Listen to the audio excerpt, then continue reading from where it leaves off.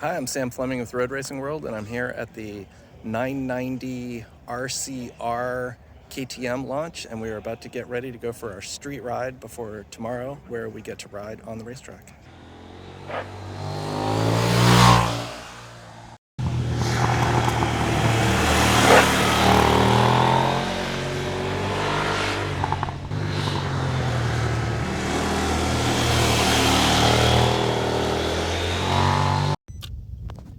All right, we're going to do a quick walk around on this 990 RCR. I've only ridden it on the street so far, but our street ride was like a 10/10 full out as hard as we could go street ride.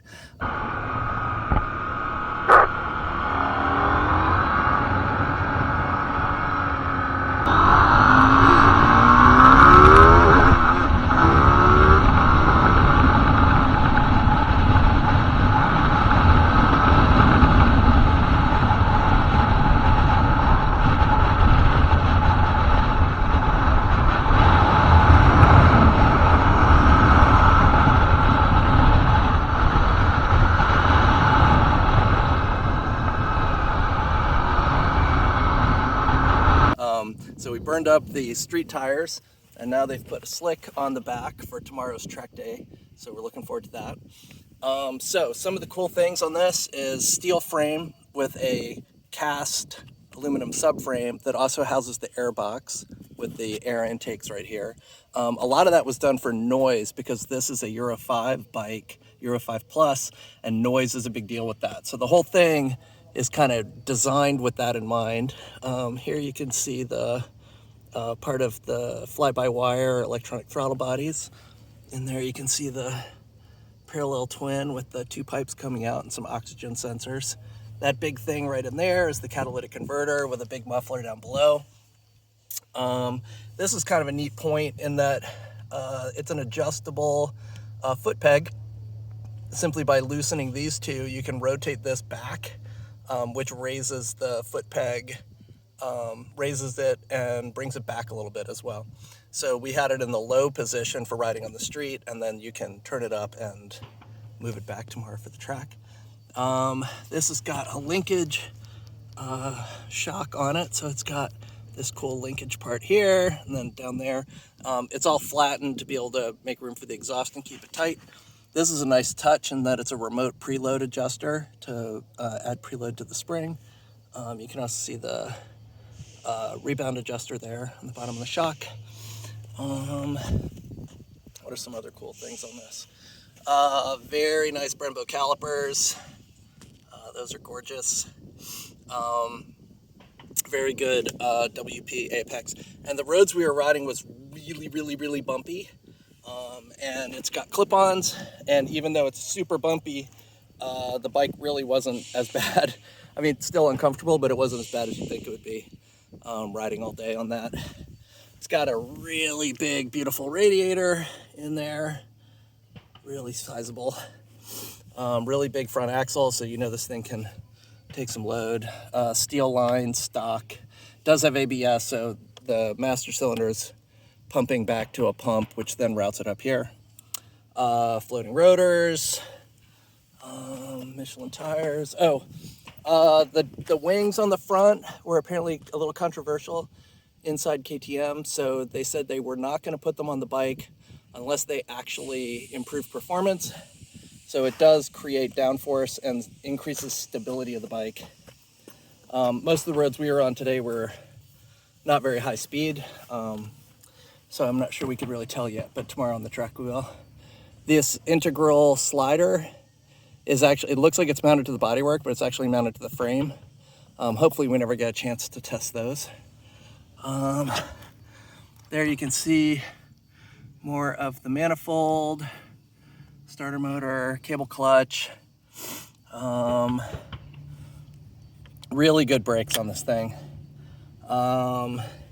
This is supposed to help keep the rear wheel on the ground when you're braking.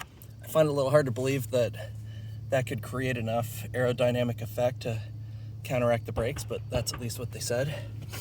That's a wheel speed sensor for the traction control.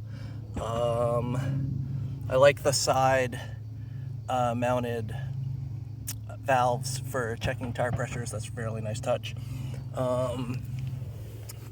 That gets you up here to the business end. So hand adjusters for compression and rebound. Really nice master cylinder. You can adjust not only the lever position, but you can also adjust the leverage ratio. So you can make it more feel or more power by turning that dial. I'm not really going to walk through all of the adjustments for mode and go deep into the menus, but this is a incredibly elaborate dashboard that's both a touch screen and can be controlled by the left handlebar. So you can program your modes, you can set individual characteristics for different modes, and then you can select the modes when you're riding.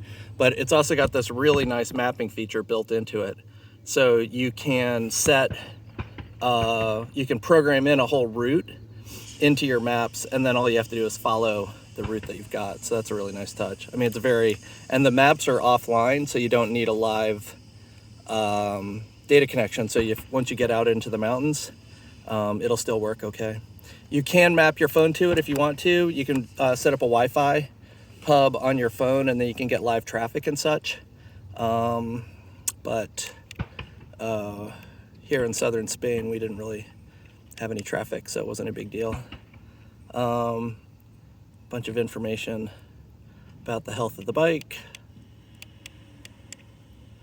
And back to the, this is sort of like the main layout. So, and one thing that's kind of cool is that a lot of times they put a lot of stuff on the dash, and you can display a bunch of things, but you know, most of it doesn't really help you when you're riding. So they tried to make room for just the stuff that you care about. So, and then make that really big. So this up here is your tachometer. This is going to be your speed. That's your gear, what mode you're in, how much fuel you've got in the time. And then you can get way into it and display lean angles and stuff like that. But really all I ever wanted to do was see the normal stuff.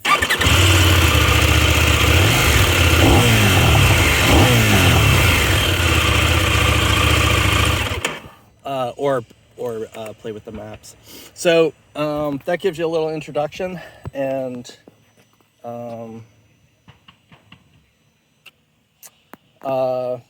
so for the street, I was riding it in street mode for shifting, and now I'm gonna go have them reverse the shift lever for the track day tomorrow, because I'm more used to riding in GP shift when I'm on the racetrack. So that's a little rundown of the excellent KTM 990 RCR.